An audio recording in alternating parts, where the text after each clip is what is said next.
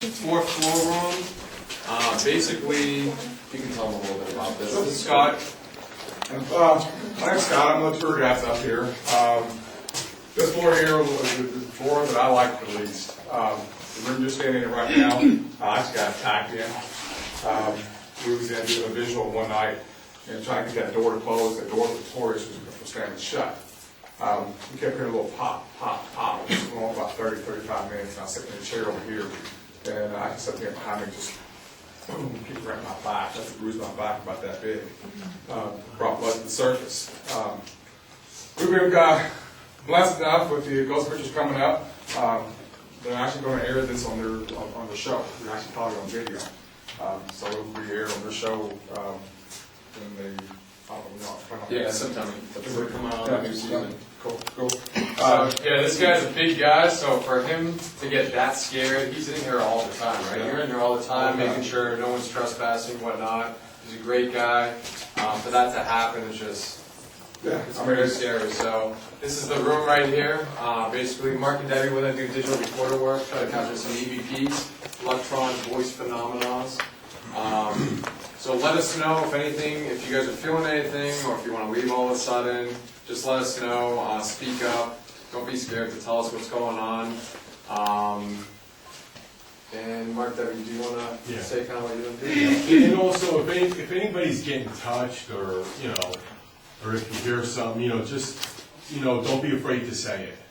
Because a lot of times, like, you might be getting touched, and then when you finally say it, there's 3 other people that got touched that didn't say anything. So it kind of goes around the room. And then when we do record, what we do is we're going to have our recorders. We use voice activation. We use the same recorders. We're going to have it set to the same sensitivity levels. So what we'll do is, in the beginning, the first time we record, we'll try to keep it down to about a minute, a minute's worth of questions.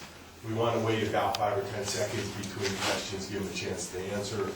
And then when we stop, what we'll do is we'll look at the recorder, see whichever recorder rolled the most time. We use voice activation. Right. And then whichever one rolls the most time, we'll play that one back first, unless Debbie has a feeling and say, you know what, I felt somebody by me, play this one first, or whatever. And then when we do play back, and if we hear something that we're going to try to figure out what's being said, and if I say, okay, let's listen again, or we're going to rewind it, what I'm doing is I'm hitting the button that is rewinding my recorder 10 seconds. So we all have a frame of reference. If I say, let's listen again, I'm rewinding 10 seconds so everybody knows about when to listen. And then once we get something that we can understand, we'll make sure everybody hears it. And then towards the end, maybe what we'll do, if you had a good idea at the end, the last group, maybe the last 10 minutes, what we'll do is instead of us asking questions, we'll have everybody in the room ask questions.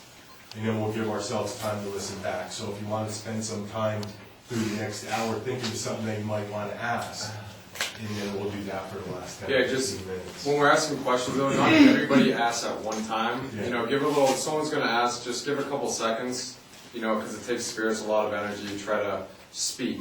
So just give a couple seconds before you do ask another question. But with that said, just kind of relax. If you want to sit down, sit down. It's better if you just kind of open yourself up a little, just relax, not so tense. That way things will start happening a little bit better. And then start. You guys ready? One of the key things up here real quick is flashlights. Flashlights are one of the biggest enemies up here. You get a lot of shadow people. And if you're walking around with your flashlight on, it's going to shine right through it. You'd like to know what's even there. So the more you walk around, there's enough natural light coming outside in, you can see where you're going.